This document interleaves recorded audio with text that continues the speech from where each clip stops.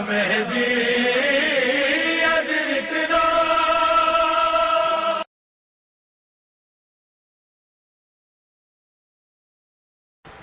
لا حول ولا قوة إلا بالله العلي العظيم. أعوذ بالله من الشيطان الرجيم. بسم الله الرحمن الرحيم. الحمد لله رب العالمين، والصلاة والسلام على محمد وآله الطيبين الطاهرين، واللعنة الدائمة وعلى أعدائهم أجمعين. ناظرین کرام، السلام علیکم ورحمۃ اللہ وبرکاتہ. محترم ناظرین، ایک مرتبہ پھر آپ حضرات کی خدمت میں درس نہج البلاغہ کے عنوان سے چند باتیں لے کر حاضر خدمت ہوا ہوں. ناظرین کرام، امیر المومنین علیہ الصلوۃ والسلام کا وہ قول، امام کا وہ کلام کہ جو پوری کائنات پر فوقیت رکھتا ہے کلام خدا کے بعد اور کلام رسول کے بعد، جو کلام اتنا معتبر اور اتنا اہم ہے کہ جس کلام کو غیر لوگوں نے پڑھنے کے بعد یہ کہا ہے کہ اگر نہج البلاغہ کو پڑھا جائے اور اس کے بعد غور کیا جائے تو پھر یہ بات سمجھ میں آتی ہے کہ یا تو نہج البلاغہ جس کی ہے اور جس نے بیان کیا ہے، یا تو اس نے دنیا بنائی ہے یا پھر اس نے دنیا بنتے ہوئے دیکھا ہے. جس باریکی سے اور جس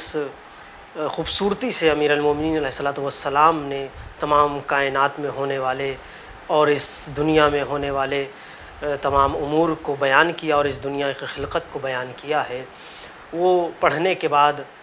دانتوں تلے انگلیاں دب جاتی ہیں کہ واقعاً امیر المومنین علیہ الصلوۃ والسلام نے کیا کیا چیزیں بیان کی ہیں. آئیے ہم آپ کی خدمت میں پھر ایک امام کا کلام اور ایک امام کی حدیث پیش کرتے ہیں کہ جس میں امام ایک ایسی چیز فرما رہے ہیں، ایک ایسا مسئلہ چھیڑ رہے ہیں، ایک ایسی بات بیان کر رہے ہیں کہ جو بات واقعاً پھر یہ آپ کی خدمت میں پیش کیا جائے کہ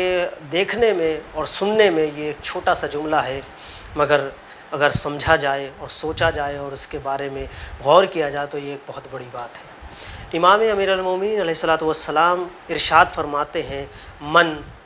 ضیعہ الاقرب، وہ شخص، من ضیعہ الاقرب، وہ شخص جسے اس کے قریبی چھوڑ دے، اس کے رشتہ دار چھوڑ دیں، اس کے جان پہچان والے چھوڑ دیں، تو ہوتا کیا ہے، اطیح لہ العباد، تو اس کو کوئی نہ کوئی دور کا ایسا مل جاتا ہے، اسے کوئی ایسا دوسرا غیر مل جاتا ہے کہ جو اس کے لیے رشتہ داروں کی طرح اور ان سے بہتر بعض اوقات ثابت ہو جاتا ہے. یہ جملہ بظاہر دیکھا جائے تو امام کا ایسے افراد اور ایسے لوگوں کے لیے ہے کہ جہاں پر انسانیت ایسی ہو گئی ہے، آج کا دور ایسا ہو گیا ہے کہ انسان ایک دوسرے سے ملنے سے، ایک دوسرے سے ملاقات کرنے سے کتراتا ہے، انسان ایک دوسرے سے دور ہوتا چلا جا رہا ہے. جتنا زیادہ آج کے زمانے میں وسائل موجود ہیں، جتنے زیادہ آج کے زمانے میں لوگوں سے رابطے کے طریقے موجود ہیں، اتنا زیادہ انسان لوگوں سے دور ہوتا چلا جا رہا ہے. آج کل سوشل میڈیا کا دور ہے، آپ ایک میسج ٹائپ کریں، سلام لکھیں اور اسے ایک لمحے میں کسی کے پاس بھیج سکتے ہیں. لیکن ان تمام وسائل کے باوجود آپ اگر کسی سے بات کرنا چاہتے ہیں تو وہ بھی بآسانی ہو سکتی ہے، اگر روبرو ہونا چاہتے ہیں تو وہ بھی بآسانی ہو سکتی ہے، وہ مسئلہ بھی بآسانی حل ہو سکتا ہے. کسی سے کوئی پیغام کسی تک پہنچانا چاہتے ہیں، بآسانی ہو سکتا ہے. یہ ساری چیزیں ہیں، تمام تر آسائش موجود ہیں آج کے اس ترقی یافتہ زمانے میں، تمام تر مسئلے حل ہو سکتے ہیں. لیکن ان تمام باتوں کے باوجود انسان کو اگر دیکھا جائے، انسان کے ضمیر کو ٹٹولا جائے، اس کے گریبان میں جھانکا جائے، اور بلکہ کیوں دوسرے کے گریبان میں آدمی جھانکے، اپنے ہی گریبان میں ہر انسان جھانکے، تو اسے ایک چیز سمجھ میں آئے گی، ان تمام وسائل کے باوجود وہ لوگوں سے دور ہوتا چلا جا رہا ہے، لوگوں سے دور ہوتا چلا جا رہا ہے. آپ دیکھیں کہ انسان کے اپنے رشتہ داروں میں اتنے تعلقات اور اتنے دوست احباب اور اتنے وہ نہیں ہیں جتنے اس کے سوشل میڈیا پر ہیں. اس کے دوست احباب کی ایک طویل فہرست ہے۔ یہ جملہ جو امام کا ہے من ضیعہ الاقرب، کہ جسے اس کے قریبی چھوڑ دیں، جو اپنے قریبیوں سے دور ہو جائے اسے غیر مل جایا کرتے ہیں۔ واقعاً آج کے دور میں یہ بالکل دیکھا جائے تو اس بات کا سامنا ہو رہا ہے، اور ہم اور آپ اسی مرحلے میں ہیں کہ ہم اپنوں سے کہاں اتنا مل پاتے ہیں، لیکن غیروں سے ہمارا تعلقات ہمارا میل جول برقرار رہتا ہے۔ اصل میں مسئلہ یہ ہے کہ انسان کی جو فطرت ہے، وہ فطرت انسان کی اس طرح سے ہے کہ وہ ایسے انسان سے تعلق رکھنا چاہتا ہے کہ جس سے اس کو کچھ فائدہ ہوتا ہو۔ جس دن یہ والا مسئلہ ختم ہو جائے گا کہ ہم ایسے افراد سے تعلق رکھیں اور صرف اس بنا پر رکھا جائے کہ ہمارا کوئی مسئلہ حل ہو رہا ہے، جس دن یہ مسئلہ ختم ہو جائے گا اس دن انسان اپنے احباب کو، اپنے قریبی لوگوں کو، اپنے رشتہ داروں کو اور اپنے گھر والوں اور احباب کو اچھے سے پہچانے گا اور ان سے تعلقات برقرار اچھے سے ہو سکتے ہیں۔ محترم ناظرین کرام،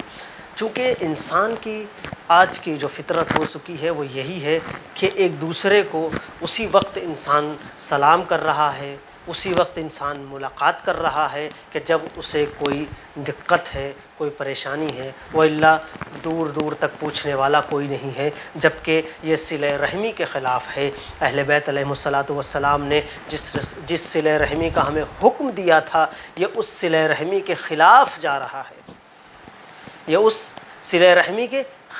رہا ہے، محترم ناظرین کرام، اگر غور کیا جائے تو امام کا یہ جملہ ہمیں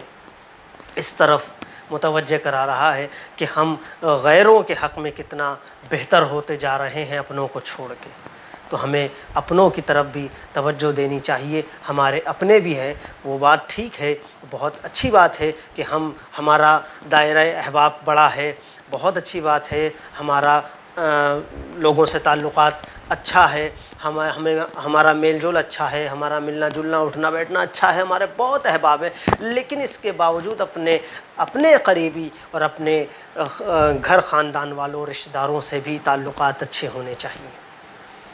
کیوں؟ اس لیے کہ یہی وہ افراد ہیں کہ جو آپ کی اور آپ کو آگے بڑھانے کا ذریعہ ہوتے ہیں، کیونکہ ابتدا میں اگر یہ گھر والے آپ کا ساتھ نہ دیتے تو پھر کہاں سے آپ دوسروں تک پہنچتے۔ تو ہمیں اور آپ کو سب کو امام امیر المومنین علیہ الصلوۃ والسلام کا یہ جملہ ہمیں اپنے ذہنوں میں اتار لینا چاہیے کہ اگر زندگی میں کوئی ایسا مسئلہ ہو جاتا ہے کہ جس کی وجہ سے ہمیں اپنوں سے یہ دوری جو ہے، جو امام فرما رہے ہیں، یہ وہ دوری نہیں ہے کہ ہمیں اپنوں نے چھوڑ دیا ہے اور ہم سے تعلقات توڑ لیے ہیں اور اس طرح سے نہیں، بلکہ یہ اس عنوان سے بھی ہو سکتا ہے کہ مثلا ہم اپنوں سے دور ہو گئے ہیں، کہیں اور رہ رہے ہیں، کسی اور جگہ پر ہیں، کہیں اور زندگی گزار رہے ہیں، تو وہاں پر جو رہنے والے ہیں، وہاں جو افراد ہیں، جو اہل محلہ ہیں، جو ہمارے پڑوسی ہیں، وہ زیادہ عزیز ہو جاتے ہیں بعض اوقات، اور خاص طور پر اگر آپ اپنے شہر سے باہر کہیں دوسرے شہر میں رہ رہے ہیں تو اس وقت آپ کے پڑوسی اور آپ کے قرب و جوار والے آپ کا جتنا ساتھ دیتے ہیں اتنا آپ کے اپنے نہیں دے پاتے، کیونکہ آپ ایسے مقام پر اور ایسی جگہ پر ہیں جہاں آپ کے اپنے وہاں تک نہیں پہنچ سکتے۔ اور یہ بات بھی طے ہے، ہمیں ان کا بھی خیال رکھنا چاہیے۔ کیوں؟ اس لیے کہ جناب سیدہ سلام اللہ علیہ نے ایک مقام پر یہی تو ارشاد فرمایا، جب امام حسن علیہ الصلوۃ والسلام نے پوچھا، اماں آپ یہ بتائیے کہ آپ نماز میں دوسروں کے لیے ہمیشہ دعا کرتی ہیں، اپنے لیے دعائیں نہیں کرتی، کیوں؟ تو بی بی نے یہی فرمایا تھا، بیٹا حسن الجار ثم الدار، بیٹا پہلے پڑوسیوں کو، پہلے ان کا حق ہے، پڑوسیوں کا حق، پھر گھر والے، تو پہلے میں پڑوسیوں کے لیے دعائیں کرتی ہوں، پھر اپنے اور اپنے اہل خانہ کے لیے دعائیں کرتی ہوں۔ محترم ناظرین کرام، ہمیں اہل بیت علیہم الصلاۃ والسلام کے ان فرامین سے سبق لینا چاہیے اور ان کو اپنی روح میں اتار لینا چاہیے۔ عزیزان گرامی، آج کے لیے بس اتنا ہی، انشاءاللہ پھر کل ایک دوسری حدیث کے ساتھ حاضر خدمت ہوں گے، تب تک کے لیے السلام علیکم ورحمۃ اللہ وبرکاتہ۔ یا مہدی